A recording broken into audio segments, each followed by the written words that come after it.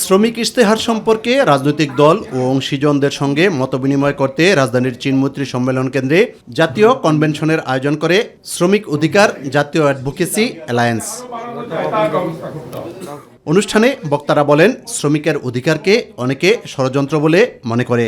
আজ থেকে ২-২.৫ দশক আগেও শ্রমিক, শ্রমজীবী মানুষ এবং তার দাবি, তার লড়াইয়ের যে তার এজেন্ডাগুলো রাজনৈতিক দলগুলোকে যে গুরুত্ব দিয়ে বিবেচনা করতে হতো, গত ১.৫-২ দশকে সেই গুরুত্ব দিয়ে বিবেচনা করা হয় না। এই শ্রমিকরা যখন শ্রম আদালতে তাদের বেতন না পেয়ে মামলা করতে যান এবং পর্যাপ্ত আইনি কাঠামো এবং আইনের কিন্তু যথেষ্ট ফাঁকফোকর থাকে, ফলশ্রুতিতে শ্রমিকরা কিন্তু সেই আইনি সেবাটা পান না। আমাদের সামর্থ্যের সর্বোচ্চ দিয়ে আমরা চেষ্টা করব।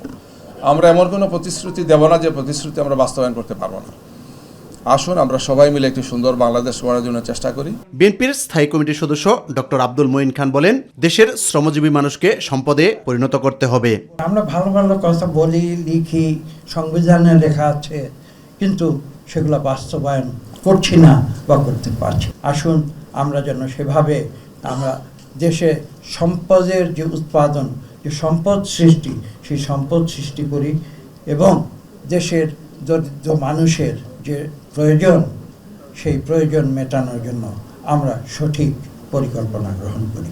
বিএনপির অপর স্থায়ী কমিটির সদস্য ও বিলসের সাধারণ সম্পাদক নজরুল ইসলাম খান বলেন, আগামীতে সরকারি ও বিরোধী দল মিলে শ্রমিকের অধিকার রক্ষায় কাজ করতে হবে।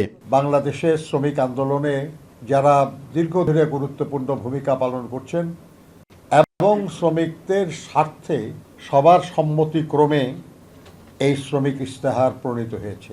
এই শ্রমিক ইশতেহার আমরা বাস্তবায়নের লক্ষ্যে যারা প্রাসঙ্গিক, যারা গুরুত্বপূর্ণ, আমরা তাদের সহযোগিতা চেয়েছি। ইউসুফ আলী, মাই টিভি, ঢাকা।